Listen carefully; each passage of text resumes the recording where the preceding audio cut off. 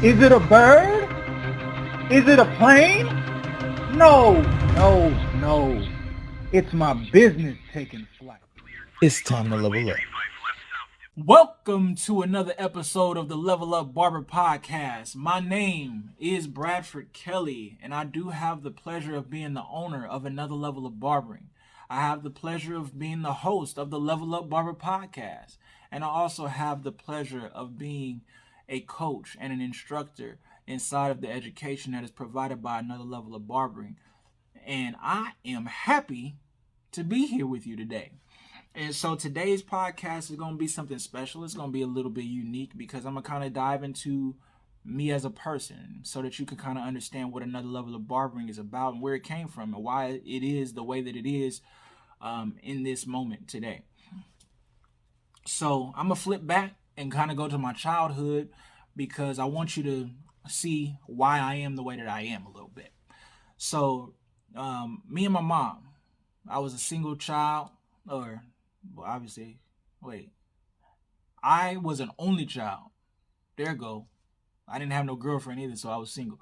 But I was the only child. My mom was a single parent, and my dad was not in my life. Didn't even know where he was or anything of that nature. And so it was me and my mom. Um, Grew up in Berkeley, California, and I was a rambunctious little kid. I had no self control of my emotions. I was wild. Um, and my mom had to deal with a lot. She had to deal with a lot. That I probably ruined the chances of me having a brother or something like that because I was crazy. So anyway, um, me and my mom, we tackled life together. It was me and her against the world for a long time. And as I began to get older, I did not appreciate the way that my mom cared about me and the way that my mom loved me. I didn't even realize and recognize that it was love when it was happening. I just kind of felt like she was always against me and everything that I was doing. Always against me. It was always my fault. So, me and her, we had beef. And so as I began to grow up, I'm about to graduate high school. Me and her, we got into a big, healthy discussion. It was fiery, and we got into a healthy discussion about going to college. And I told her I wasn't going to college. She said, "Yes, you are." I said, "I don't think I am." She said, "Well, I think you are." And so we began to have these dialogue, friendly banter back and forth. And then she said, "Well, since you don't agree, what you're going to do is you're going to take this test called a Strong's Assessment Test. And as you take this Strong's Assessment Test, it's going to tell us exactly what you're going to do." And I was just like, "Okay, well, I'll do that." In some aspects, I was trying to be obedient. So I take this test, and the test turned out in my favor. So the test was supposed to is designed to kind of show you your strengths and the avenues in which you can go into your career. So I take this thing, boom, boom, boom, answer all the questions, and I was being very, very honest because I was like, for what? Why do I need to lie right now? I don't. I don't need to lie. So I fill out it. The test comes back and says this kid pretty much don't need to go to college. And so I was juiced. Look at the paper. Look at my mom. Paper, mom, paper, mom. You see what the paper say. I'm not going to college. So she was a little disturbed by the information that she got. I was happy by the information that she got because I already knew it. But now I say this to say that college ain't for everybody, but I do think that any form of extended education or education outside of high school is necessary. You need to learn something outside of high school. Do not be walking around talking about Brad, the business minded barber, said we don't need to go to college. I did not say that. I said I didn't need to go to college. You might need to go to college. But the reason why I didn't need to go to college is based on the way that I personally learn. Like I need to learn something specific so that I can do it. I don't learn best by trying to memorize or remember information or do things or learn things that I'm not going to apply. And so for me, that was my perception of what college was, is education that I probably wasn't going to use. So I probably didn't need to do that because I probably ain't going to do good in it anyway. So I ended up going into real estate. And you can listen to different podcasts that I've had there. I kind of talk about this little journey. But my point in this is that my mom supported me when I made my decision to become a barber. We had this when I first made the decision to become a barber. We had just moved to a different place in Berkeley, and in this new place in Berkeley, it was a 3 bedroom, 1 bath place, and she allowed me to cut hair in this middle bedroom, in our third bedroom. She could have used that for anything, but she supported me and she allowed me to use this spare room as my little barbershop. And so I set it up, and I mean, I had all kind of people coming to the house. People she didn't know, people that she did know, but she let people come. I mean, in the house, like not in the garage, like in the house. And so, the way I carried myself, I pretty much let people know that don't get wild, because we'll have to discuss things. And so, didn't nobody get wild. So they come in the house and I cut their hair. And this room, to say the least, was the butcher shop. What I mean by that is I would whoop people's head in this. So if you are a new barber and you are working on getting better in your craft, don't feel bad that you might mess up sometimes. Because if you don't ever mess up, then you'll never really learn how to not mess up. Nugget.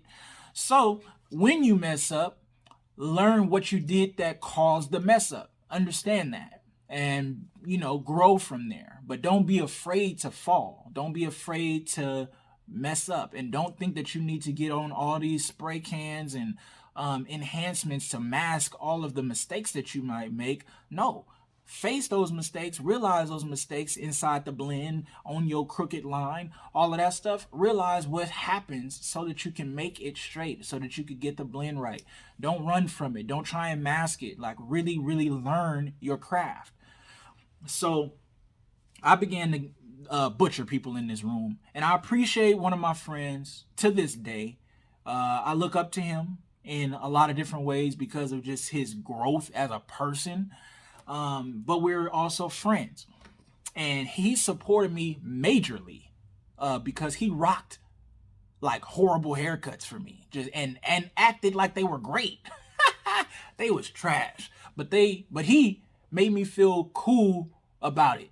So his name is Aaron. You know who you are, Aaron, and I appreciate you for allowing me to mess your head up a couple times until I could get it right, and then I was good ever since then. So back to the story. That was a little side tangent about my mom allowing me to use the room. Appreciate my friends for allowing me to mess their heads up so I could get good. And then let's get back to the original story. So my mom, she supported me. We moved from this place in Berkeley and moved to another house. She gets married. We moved to a house in Hercules, California. There was like this little shed area inside the garage, and it was separate from the house. So now people didn't have to come in the house. And my mom, she fought for me in regards to being able to keep this area in, because I didn't see the house. I was living my life, so I didn't see the house before they bought it. But when they bought it, they showed me this area that my mom kept for me from the original owners or the previous owners, where there was some type of little shed or something like that. And my mom said, keep it so Brad could cut hair. So my mom really went to bat for me. She really, helped me. Now, what's crazy is this whole time, me and my mom, we really don't have like a great relationship. Like, we weren't like, I love my mom. Like, she loved me, but I hadn't understood the different things that she was doing to prove love, right? I didn't get it. So I was just like, okay, we cool. That's mom's. But me and her, we didn't have that like heart to heart, I love you connection like that. So I say that because of a point that I'm going to make later. So she supported me when I'm in the foundation. I mean, I'm in the really foundation stages of my profession. And so I get into my barbershop, and into my first barbershop. This is even before I get my license, right? Before I get my license, I'm still in barber college. Yeah, yeah, I'm still in barber college because I got in barber college in 2005, right? So all the way to 2007, I'm still cutting hair. I'm developing. I'm trying to build my clientele. I'm butchering people, all that stuff.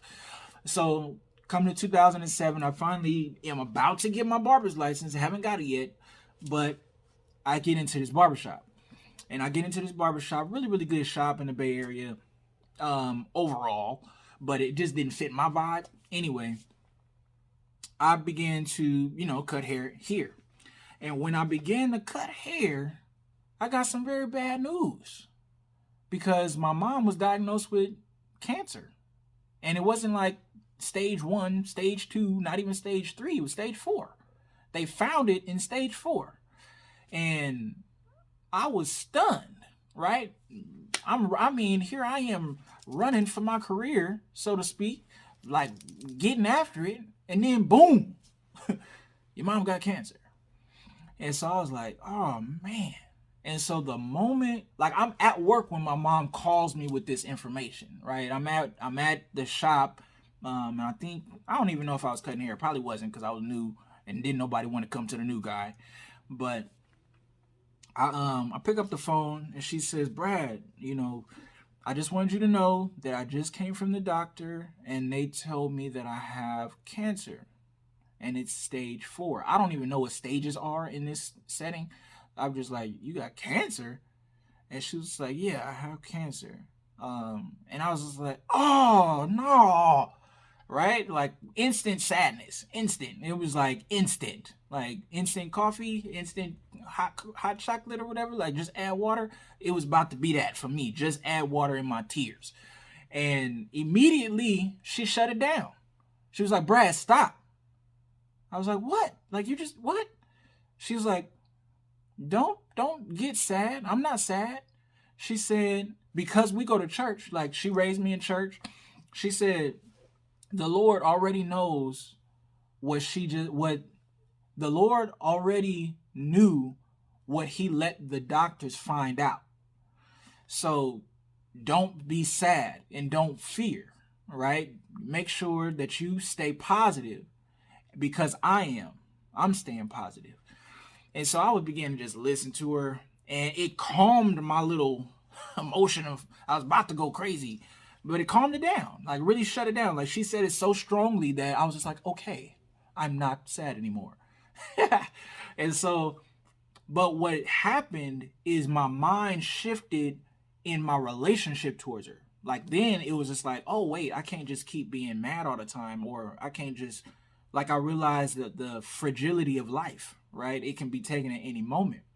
And I began to um just change the way that I spoke to her, the way that I interacted with her. It was a lot more care, a lot more, and I began to look at my life and realize a lot of stuff that she did. So when I hit a point in my life in 2009, my life changed. I still don't even like the month of November because of always stuff goes bad in November for me. But anyway, except for Thanksgiving now, and it's not about the holiday; it's about the food. That food, come on now, y'all know y'all know. I mean, some stuff ain't altogether healthy, but all of it is quite delicious. That's all I'm gonna say. Anywho, back to the story. Um, so my mom, she gets diagnosed with cancer in 2007. I hit a point in my life in 2009, and things went bad for me. So I began to bond with my mom, and so mind you, that wasn't like I just said it without saying it, but from 2007, stage 4 cancer, my mom ended up going into remission, and she did really really good. Didn't even have to get off of work. So 2009, that's 2 years with stage 4 cancer, no effects. Right, it didn't get her. She was able to overcome it, and so you know from 2009 to 2012, me and my mom really bonded, really bonded. I began to go through a whole bunch of I am sorries and apologies for being 7 and 8 and 9 and 10 and crazy. And so I began to apologize to her. She, she loved me, so she didn't really judge me on the stuff that I did when I was young. But I'm starting to catch like what I did. I was like, man, I was wild. I am so sorry. And so there was many a tear shed. But anyway, my point is we bonded. We mended all of those wounds. The Lord gave us time to do that. And then in 2012, her cancer came back. And it was a lot more aggressive this time. And so I began, 2012, I began to just kind of like realize that this might be it. Like, this might be it. And I just did as much as I could do to make sure that she knew that I loved her and that, I was just completely sorry for everything that I had ever done in my life because I was crazy. But she supported my profession so much that it impacted how I saw being a professional and being a barber because she supported it so much. So in 2013, January 2013, she passed and she went to her reward. And it was like a shot in the gut. But nobody could really tell based on the way that I carried myself because I saw what she did when she got the information herself. She told me to don't trip. The Lord already knew what he just allowed the doctors to know. And so he didn't let people know that she was about to pass type of thing. But my point is that the strength that she showed in that moment, I wanted to be able to exhibit the same type of strength when she passed. And so the morning that she passed, I was actually at work. I had spent the night with her. She was on hospice. She couldn't talk. She couldn't communicate at all. She was just laying in the bed. And so I stayed the night with her that Thursday. And the Friday morning, I woke up and I had to go to work. And I was staying with her and her husband. And I told him that I was gonna come back after I get off of work. Let me, call me if anything happens or whatever. And so he was like, yeah, okay, I'll do that. And so when I leave the house, it was kind of crazy. Like, as I left the house, driving to work, and work was probably like 10, maybe 15 minutes at the most away from where they lived. And I began to just like cry. Like, I couldn't help it because I kind of felt this separation that was about to happen. I could feel it. And I began to cry and different things. And I called somebody to kind of talk to them and kind of get a little bit of guidance. But really, I just needed to vent and just talk to somebody that I knew loved me. And so I began to talk to them. And they was just like, hey, Brad, like, you do not have to go. You do not have to go to work right now. You can go be with your mom. And I was just like, well, no, like, I can't do that because I'm not even being a benefit to her in this setting. Like, I would just be there. And so I chose to go to work. And through this conversation that I had with this individual, like, I felt better, but it was just in my head. Like, it was just right, like, probably like here, all here, and thinking about my mom. But I'm at work, and what's crazy is the same things that my mom did for me when I was young, which was get me around people. I was an only child, so she would get me around people. Although I was an only child, I wasn't a lonely child. So she made it that way, though. She made me not be lonely because she allowed me to get around people. So I really love being around people and connecting with people. So while I was at work, I get the call. Like, I start work at like 9 or something like that, and I get the call like around 11, 11:15, 11:30, somewhere around there. Her husband called me and said she just passed. And I was just like, oh man, and I was like, okay, do you want me to come to the house? Like, you want me to come home? and support you and do whatever we need to do, like whatever. He was just like, nah, there's nothing really for you to do. The coroner's here, yada yada yada. There's really nothing for you to do. And I was just like, all right, well, call me if you need help with anything, but I'm gonna stay here at work. So I'm staying at work, and I just began to draw from the energy of the people in the shop, right? I'm talking to different people. I'm laughing with different people. And then one of my friends that I grew up with, he comes to the shop, and no haircut, no appointment, nothing, just sits down and talks, right? And just talks with everybody and just laughs. And he just came there to support me. Like I realized it after, like probably like 2 haircuts in. I was like, hey, like you know you're not on the schedule, right? He was just like, I'm here for you. And I was like, oh, okay. Like I'm good though. Like you don't have to. He was just like, I know. I just want to be here. And so to this day, I will always be thankful for him for that. It was a big. I don't even know if he took off work or what he did. Like I never asked that question. Probably got to catch up with you about that. Did you take off work? I don't know. But either way, the fact that he cared enough about me to do that was major. Because although I personally didn't feel like I needed it, it definitely lifted me up. Like I had support. And then just my interaction with the clientele, I had support, and they didn't even know. Like they didn't even know like the conversation and how much it took my mind off of what I was about to have to deal with when I got off work. So it was just good. And the reason why I bring all of this stuff up is because of how strongly my mom supported me in this industry and me getting better. She planted something in my heart for me to do the same, or for me to care the same about other barbers.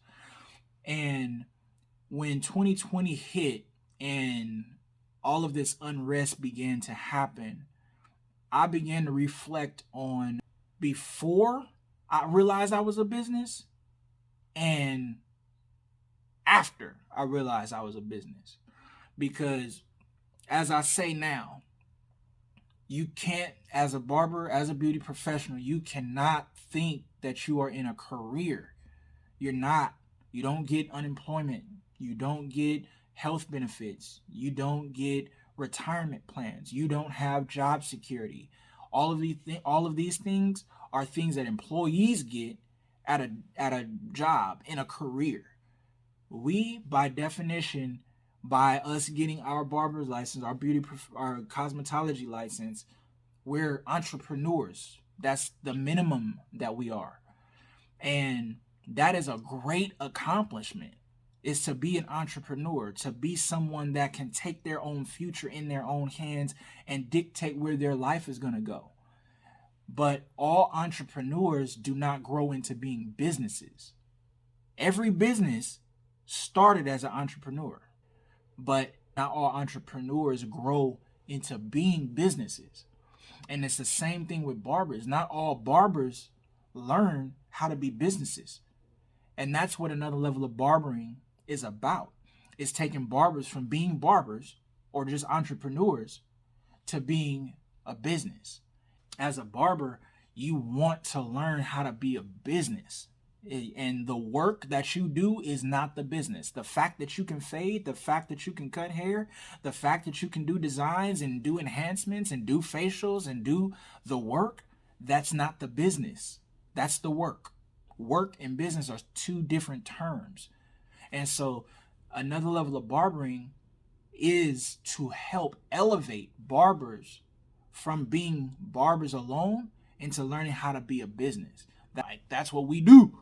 We elevate barbers so that they are not only barbers, but they learn how to be businesses. My mom put that in me to care and to give back because she did it to me. She supported me. And so when 2020 hit and all of this unrest happened, I began to look at the stability that I had in my life, because I was like, man, like if I didn't make these decisions right now, I would be probably screaming at the screen too, telling them to hurry up and let us work, and talking about mental health and talking about all these different things that are true, like real things. But at this point in time, I wasn't suffering because of how I set my business up. And I was just super thankful. And so, because everybody was trying to learn how to make money in different ways, I'm dabbling in cryptocurrency and looking at different things. I got me a Robinhood account, and I'm investing and doing different things of that nature. But I started to think about the industry, and I started to think about what I could do. And so I was like, man, I'm about to show how to cut hair. And then I'm scrolling and I look at, there's 9 million people showing you how to cut hair. You don't need my help, right? I don't need to give you any of my hair cutting practices because there's so many avenues for you to learn. Then I began to think about the facials. I was just like, ooh, like I went to Advanced Barber Systems. I got these facials in my bag. I'm doing this stuff and I'm doing it consistently. Like I'm good, right? I was like, oh, I could teach facials. Tell people how to do an Alaskan mask around this place. Tell people how to do a lavish beard. All this stuff. And I was like, yeah. And I was like, nah. I don't value teaching that. I couldn't see myself enjoying that type of education and being drawn from in that respect. Like, teach me how to do a facial. Teach me how to. It wasn't for me. But what was for me is when I began to look at the way that I did business, because the way that I do business is unique and it's also not taught, because a lot of stuff that I do now is because I didn't see it and I wanted it. All the education that I've paid for, nobody was actually giving me structure. They didn't do that. They were giving me tips and tricks, hacks. I tried that, and then some of it worked, some of it don't work, but it wasn't no real approach. And so I began to just build stuff for myself so that my business ran. Like, I knew the frustrations of my own business, and I began to attack those frustrations and created systems out of that. And I did a lot and didn't even realize it. Like, I just did it so I could help myself. And so when I began to think about what I could provide and be of benefit to other barbers, I was just like, you know what? The business of barbering. That's what I can do. I can help people with the business of barbering. But I didn't realize that I was speaking about another level of barbering. Like, in that moment, I was literally thinking about calling the class the business of barbering. And as I began to write down my thoughts and just get all my thoughts out on paper, it was so much stuff. It was so much stuff I was writing down. I was like, this is not one class. In my mind, I thought I was going to do like a 3-hour, 2-hour little seminar, like, here you go. Bro, no. Like, it just kept coming. I'm just looking at all the stuff that I've been doing naturally, like, or just over the course of time. And I was like, man, this is crazy. So my point is that Another Level of Barbering is a barber elevation company. And we specialize in helping people do 3 things. We help people become stable. The first thing that we teach is stability. We help people grow and really understand what growth is in this industry. And like systems, I'm not even just talking about just the word growth, like systems that help you grow. Consistent inputs will get you consistent outputs if you understand the process. So that's growth. And then I also am very passionate about people building their freedom, because we do not get retirement. We don't have a career. We have businesses. And because we have businesses, we have to understand how to build our freedom, because it's not going to be given to us. And when I mean freedom, I mean you work because you want to, not because you have to. That's freedom. There's so many different people that claim that they're retiring or going to retire, and then you see them get back into working. And it's just like, well, why? Like, why? But, oh, you're not free. That's why you still had to work. You still had to get another job because you retired from this particular thing, but you had to go and do another thing so that you could keep paying your bills. Well, there is a world that I'm living in where you can create passive income and not have to work for the money to pay your bills. Does that make sense? There is a world as a barber, never having to leave the chair, where you can create enough passive income so that you don't have to work, because your passive income will pay your bills. And therefore, you will be financially free. That is a real world. I'm living it. It's nice. So I teach how to do that in freedom. Those are the 3 areas. And so I just can't wait for different ones to, tap in. Go to www